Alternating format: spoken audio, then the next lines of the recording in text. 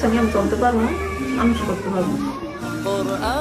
আপনাদের কাছে সহযোগিতা চাই, আমার 3টা বাচ্চা নিয়ে যাতে আমি চলতে পারি। আল্লাহর কাছে দোয়া করি প্রবাসী ভাইরা সবাই যাতে ভালো থাকেন, সুস্থ থাকেন, সবাই সহি সালামতে বাড়ি ফিরতে পারেন।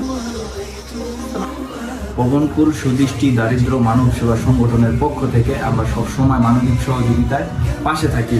আর আমরা হচ্ছে বুগলাগুলের আমার ইউনুস কাকাকে সবসময় আমরা 9 নম্বর ওয়ার্ডে যে কোনো মানবিক সহযোগিতায় আমরা পাশে পাই।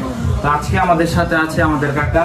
আমার কাকার হাতে হচ্ছে আমরা আমাদের এই অর্থটা বিদেশের থেকে যে অনুদান আছে প্রবাসী ভাইয়ের কাছ থেকে, সেই অনুদানটা বুঝিয়ে দিলাম। কাকা তাদেরকে বুঝিয়ে দিবে ইনশাআল্লাহ।